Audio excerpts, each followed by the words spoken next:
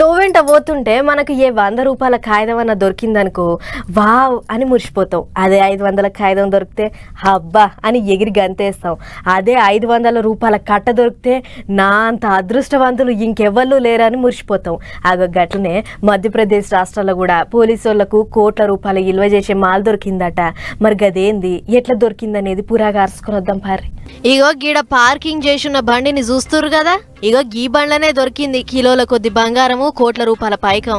ఇక చూడుర్రి ఎన్ని బంగారం బిస్కెట్లు ఉన్నాయో, చూస్తానికి 2 కళ్ళు సాల్తలేవు. ఓ దిక్కు కిలోల కొద్ది బంగారము, ఇంకో దిక్కేమో కట్టలకు కట్టలు పైసలు. కళ్ళు జిగేలమంటున్నాయి. భోపాల్ పట్టణానికి దగ్గర పట్లున్న మెడోరి అడవి ప్రాంతంలో ఎవరిలో ఇడిచిపెట్టిపోయిర్రట గీ బండిని. అప్పటికే కార్ల బంగారము పైకము వేసుకుపోయిర్రు. అది అడవిలకెంచి పోతుంది అని ఎవరిలో పోలీసులకు మట్ల బందీయంగానే పోలీసోళ్ళు ఎమ్మటే పట్టుకుందాం పా అని ఫాలో అయ్యిర్రట. మరిగా బండి నంబర్ కు ముచ్చట ఎట్లా ఎరికైందో ఏం పాడో, గిట్లా ఓ తావల బండి పార్కింగ్ చేసి వెళ్ళిపోయిండు. బండి తోవ పట్టుకొని వస్తున్న పోలీసులు సీదా బండి కాడికి వచ్చిర్రు. ఒకళ్ళెనక ఒకళ్ళు 100 మంది 30 బండ్లలో వచ్చి కారు చుట్టుముట్టిర్రు.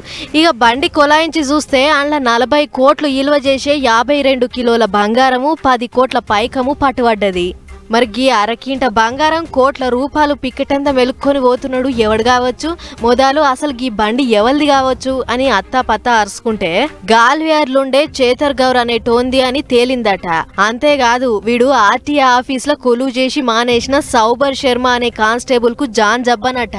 మరి బండి అయితే వాందే.